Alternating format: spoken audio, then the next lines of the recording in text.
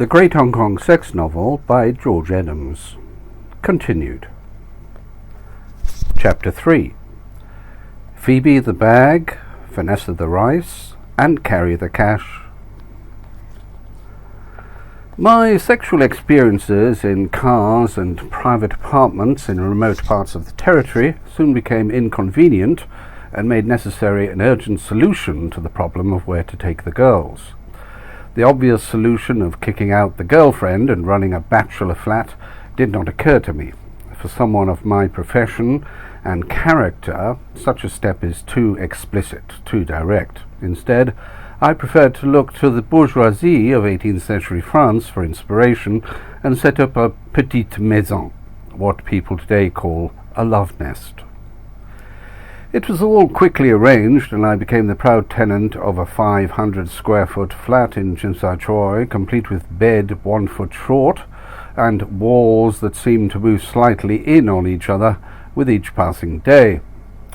I would disappear there in the afternoon while Sam was doing her calisthenics or persuading new arrivals that 40,000 per month was quite reasonable for a mid-levels cupboard with a view. At the same time as I took the flat, I also bought the other weapon required by a Hong Kong lecture, the portable phone. Always in reach and always able to telephone girls with batteries of numbers I stored in its prodigious memory, my portable telephone became an extension of my endocrine system, a kind of electronic phallus. Shortly after acquiring my flat, I began to spend more and more time in Kowloon, sweeping the bars and discotheques for girls. I quickly discovered that although there is no such thing as the typical Hong Kong female, there is such a thing as typical Hong Kong female behavior. The girls I am now going to describe were but 3 individuals, and yet their behavior was equally represented by dozens of others. I think an awful lot of what I could say about my love life in Hong Kong is contained in what follows. Let us begin with Phoebe. Phoebe was probably the prettiest and most desirable girl who got away. She was the sort of girl you see quite a lot around trading company offices, the sort which makes you regret you didn't go into business. She was 22, very cute, and she wore alluring things. I met her through a mutual friend. She was late for the first date because she was having a facial. Like a lot of local girls who are stunning, she thought she wasn't up to much. She thought her face was too round, that her cheeks were too full. I think a lot of the local girls are kind of mesmerized by Western features and what they read in the beauty magazines. The prettiest ones, according to local perceptions, are frequently the unusual, girls who maybe have a distant relative they don't like to talk about. One of the recent Miss Hong Kongs is the case in point. For me, though, Chinese features are quite all right, at least in the short term. She beamed at me across the table, putting on an act maybe, but I wasn't sure. I also didn't care. It was too delightful. I even lost some of the lines of my routine. Sincerity kept breaking through. Phoebe was a buyer in an electronics firm based in Hong Kong. I suppose you could describe her as an up-and-coming girl, and maybe getting a guilo boyfriend somehow fitted in with the change. I'm not suggesting that Chinese girls regret Western men or regard the Western men as a step up. On the contrary, it is often seen as a step down, maybe as a last resort. More and more these days, I think it doesn't matter whether you're Western or Chinese for the local girls.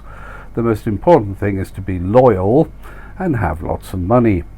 Maybe also another important quality is the ability to be trained. I didn't have the ability. Hanging on to a boyfriend is quite difficult for a local girl, given the preternatural tendency of local men to fool around. The whole dynamics of men and women in Hong Kong suggest cheating looms large. Girls like to know where they stand before they remove their underwear, unless they're girls like Dorothy, who just like men for one thing. They are a real find in Hong Kong. The second date with Phoebe included that obligatory walk along the harbour after dinner, obligatory because I'd found it the quickest way of getting somewhere with the girls. As usual, a great many people had had the same idea that evening, and it was difficult to find a snogging pitch along the waterfront in front of the New World Centre. In the end, I was content to prop myself against the wall of a raised flower bed and draw Phoebe towards me. She surrendered to Gallic oral probings and an increasingly obscene groin. Then suddenly some penny dropped. The moment arrived when this local girl, perhaps out of a sense of primeval wariness brought about by centuries of distrustful intersexual dynamic, thought she should be getting something out of it all, this free love. It was time to turn off the endocrine system and take stock.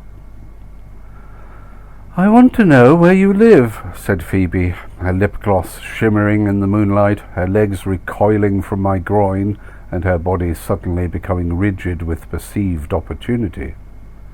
"Take me there now." Normally, I would have been delighted to have a girl insist on me taking her to my flatlet. My most reasonable self knew there was nothing going, but something kept me hoping a seduction scene and a valiant surrender was on the cards. We all, as you know, live in hope. I made some banal suggestions about getting to know each other better, the kind aged conventioneers make to bar girls in Hawaii after too much Jack Daniels. I was definitely losing control. The walk to the flat was like a lot of walks I've done in Hong Kong, and the shiver you get down your spine is probably akin to the gallows walk, or the walk I made to find out about the letter from Cambridge some time after my entrance examination. It's electric, and what's it all about? Life for me at that time was about those walks and little else. At the junction outside the New World Centre, I lifted Phoebe over the fence, partially exposing the opaque tops of her black pantyhose in the process. She also scuffed one of her velvet high heels. Strangely, she expressed no resentment at all this.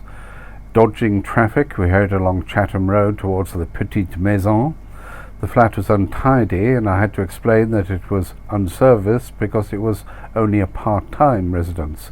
Phoebe sat motionless on the sofa for some time in deep reflection. "Only one person?" she asked at length. "Yes, just one," I replied. "It's not so big. How much you pay?" "About 18,000. "Wow, Jizin." Jizin is the Cantonese word for crazy, and was the epithet reserved for much of my impractical, extravagant, or impetuous behaviour by local women. It was the word which again came to Phoebe's lips as I leant over to her and tried to remove her upper garments. It was not to be. Phoebe's work of the evening was done. The next time I saw Phoebe was the evening we went to the cinema. A carefully positioned jacket over my loins enabled her to exhibit unusual facility in manual manipulation. Her own soft thighs were a tactile delight, virginal, puerile, and willing. We left before the film ended. Of course, I wanted to go further, but it was not to be. I had enjoyed the trial subscription, the lure to further rapture, the first free fix. The next day or two I was occupied with other girls. I switched off my portable telephone and thought myself safe from intrusion. At about 9 p.m. on a Sunday evening, Phoebe appeared at my door in Sinta Choi. I feigned absence, but I think Phoebe heard some sounds of movement in the flat. The girl I was with, I do not recall her name, showed some sympathy for my story of a vengeful past, love. I telephoned Phoebe later that evening. She was upset. Our affair was over. I continued to call her. I sent flowers. Reconciliation came, and we once more sat together one Saturday night in front of a particularly boring B or C movie, the kind which Hong Kong film distributors appear to have monopolized. We once again left early, largely because a repeat performance of our token physical intimacy was denied. Phoebe felt it was time to shop. She looked longingly in the shop windows of Nathan Road, Jordan at handbags in French and Italian leather. The implication was clear. I decided to call her bluff and bade her adieu. Phoebe called me some weeks later. She was again upset, as she put it. She wanted to see me for lunch. At her request, I brought her a takeaway meal and we sat in a hideous rock garden in Hong Kong. She wept. I promised fidelity. The last time I saw her, she had her mind set on dinner. In an attack of bloody-mindedness, I refused to take her. I had had enough of being led up the garden path, of being played with in a game whose rules were so arbitrary and unclear. Phoebe eventually bought some fish balls and ate them with great gusto near the Star Ferry. The intention, I believe, was to shame me. She sulked until I took her home in a taxi. Then, surprisingly, she fondled me discreetly in the back of the cab. It appeared all was not entirely lost. But it was. I sometimes wake up on grey mornings and think what life might have been if I had managed to hang on to Phoebe, if I had managed to play her games, or got her to give up playing them with me. She has become one of those parallel life fantasies for me. Lots of men have those fantasies, particularly lawyers for some reason. I suppose it comes from our professional capacity for duplicity. I recall the story of that well-known bigamist barrister in Britain who had 2 complete homes in different parts of the country. Both his wives, one a blonde, the other a brunette, were devoted to him and completely baffled when they met for the first time at his funeral. They both knew different sides of him and each thought they knew everything. One was convinced he hated pork, whilst the other cooked him a joint of the same every Sunday he was at home. I sometimes think I could be a bigamist just for the fun of it. It's one way to avoid the awful problem of the pattern, the mould, the march, and eventual triumph of time. All this fantasizing, just like all this writing, is proof that I should have taken a different turning. If I had had the courage to drop everything and try to make it with Phoebe, I might have lived to regret it, but maybe I could have really gotten somewhere new and ridden rapturously into the sunset. Vanessa's concerns were less with handbags than with food. I met Vanessa at JD's, now too popular with the wrong sort of hopeless expatriate men, when it was still wall-to-wall totty on Friday night. Her friend Carrie, deliciously cheap and low-cut, expressed some interest in my inquiry as to whether she was Japanese. Vanessa, a charming, cuddly girl, giggled along. She giggled a lot and said some very complimentary things as we retired from the dance floor to a corner of the upstairs lounge. The big drawback of JD's was the low lighting, which made quite ordinary girls look spectacular after a Carlsberg or 2. I don't know if I would have made eyes at Carrie and Vanessa for long under the blinding light of the MTR, for example. Or maybe I would have. At that time I was chasing anything local in a skirt, particularly if the girl was around 22 or 3. That was my condition. At JD's I quickly discovered that the girls were often pretty desperate types, desperate for some kind of rich or fairly prosperous guy to take them by the hand and lead them somewhere. There were a lot of jokes about that and about the trolley dollies who sometimes congregated there. The trolley dollies from Dragon Pacific at that time were in a kind of transition. There were still a good number of nice girls of sub-model class. I now speak in their terms, as there is nothing as ambitious as a trolley dolly. But now all that is gone. Anyone can be a Dragon Pacific girl. The dollies arrived in groups of 4 or 5, sometimes 8 or 10, and caused quite a stir. The most noticeable thing about them was that they looked almost like European women.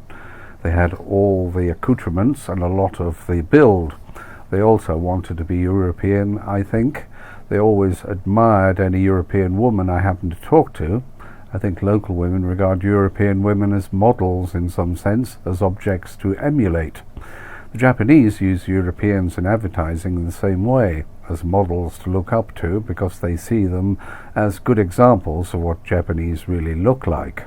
The Japanese, unlike the Chinese, regard themselves as Westerners, not only in style, but in substance. Jolly dollies aren't very friendly because they get approached by a lot of dud men. Unfortunately, they go too far and become real bitches sometimes. If they don't want to be approached, they shouldn't go out late at night to places like JD's. It's just full of men like me. Now, Vanessa and Carrie weren't space waitresses at all. Vanessa worked as a receptionist and Carrie was a sales assistant. Both had Form 4 English, which means that it's slightly worse than a Form 5 graduate. If you've ever met a Form 5 graduate, you'll know that nearly every conversation is an English lesson. The pain of speaking God's own language is severe, as we all know, but in Hong Kong, God's patience is tested. I managed to convey to the girls that it was a much better idea to leave JD's, as there was no room on the dance floor after 11:45 anyway. They agreed, and we left. Somewhere between leaving the disco and getting to a taxi, it became clear to me that one of the girls had to go. I often see guys on dates with two women and think that no one's getting a good deal, except, despite what Jan and Dean said about 2 girls for every boy, for some reason I was left with Carrie, driving through the Cross Harbour Tunnel on my way to a nightclub in Tsim Sha Tsui called the Crazy Stud or something similar.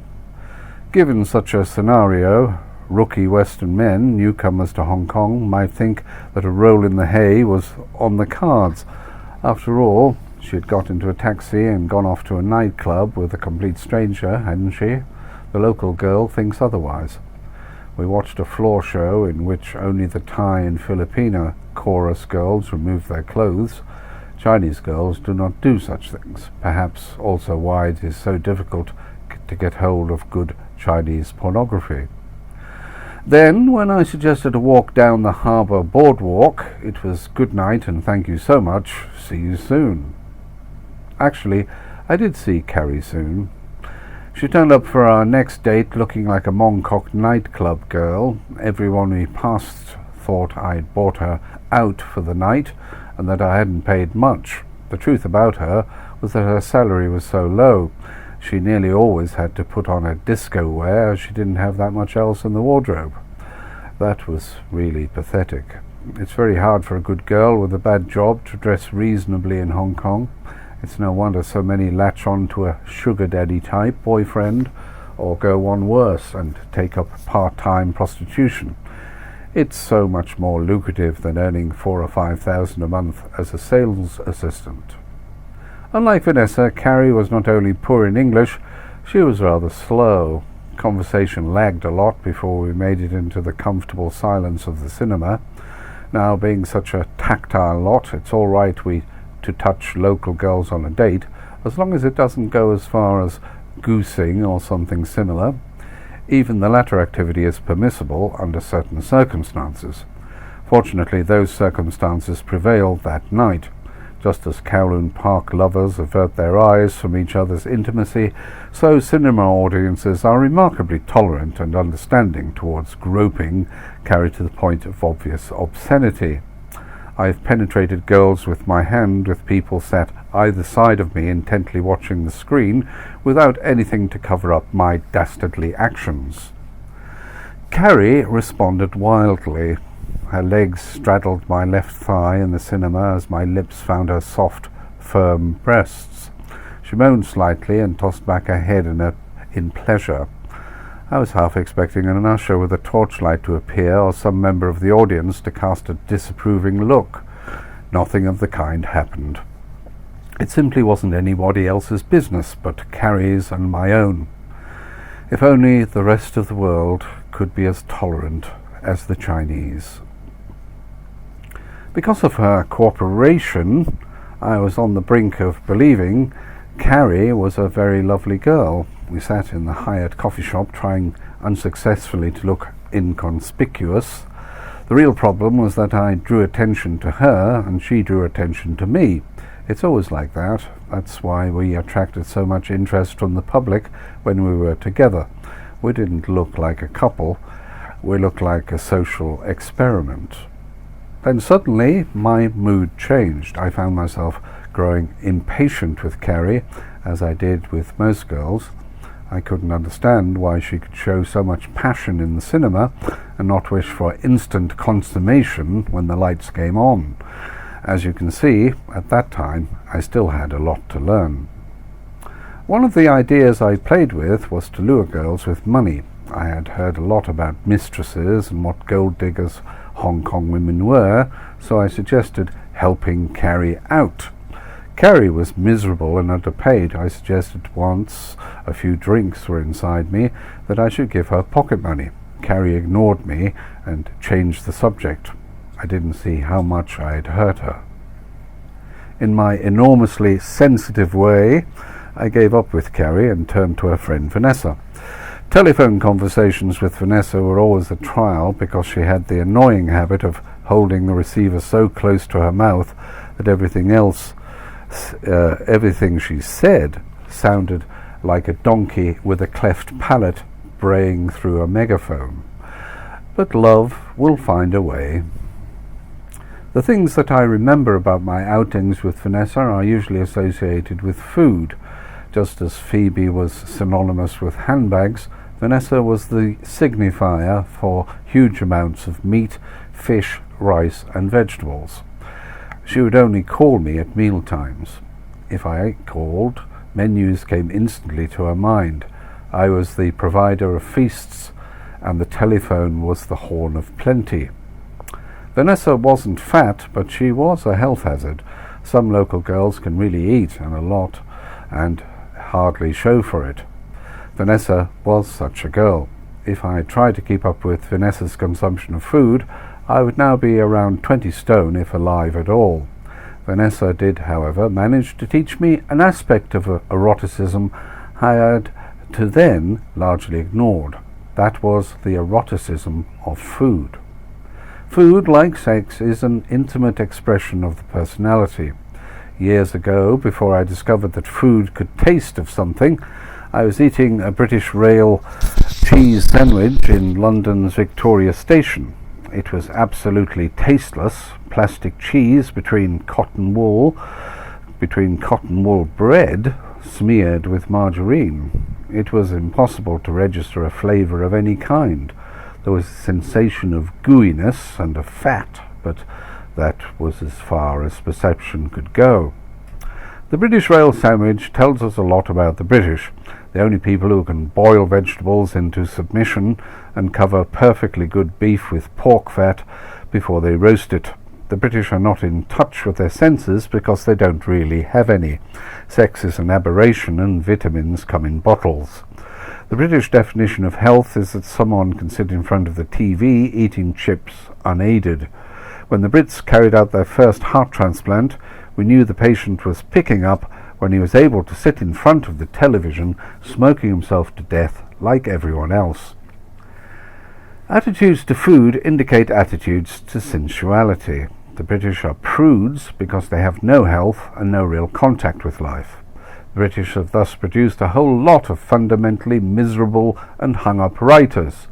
Maugham, Lawrence, Forster, Larkin, Auden, to name but a few. The British have also exported miserable writers to other lands, the most notable being Patrick White, and attracted others to their shores like T.S. Eliot. The British love being pale, they love being miserable, they don't know how to eat because they don't know how to live.